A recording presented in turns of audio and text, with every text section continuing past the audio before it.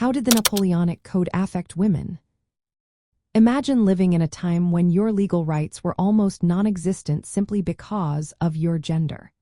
This was the reality for women under the Napoleonic Code, established in the year 1804. This legal framework significantly restricted women's rights and reinforced their dependence on men, particularly their husbands and fathers. Under the Napoleonic Code, women were placed under the authority of their male relatives. They could not enter into contracts, manage property, or conduct business without the consent of their husband or father. In marriage, the husband was designated as the head of the family. He had control over property and children, while the wife was legally obliged to obey him. This meant she could not buy or sell property independently. The code also removed women's rights to guardianship over their children. Divorce was nearly impossible for women, only allowed under very narrow circumstances, such as if the husband committed a crime or was deemed insane.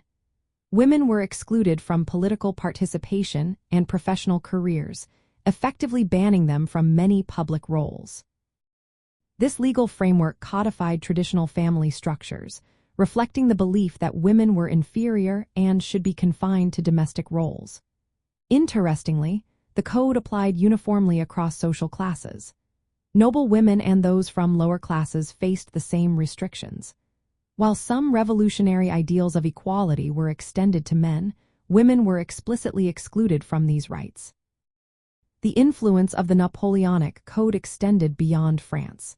It shaped family law in many European countries during and after Napoleon's reign. The legal restrictions it imposed on women entrenched their economic and social dependence on men. This patriarchal order lasted well into the 20th century.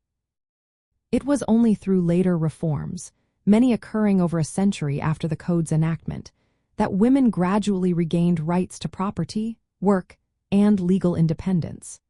The Napoleonic Code stands as a significant chapter in European history, illustrating the rise and fall of empires and the impact of legal systems on gender roles.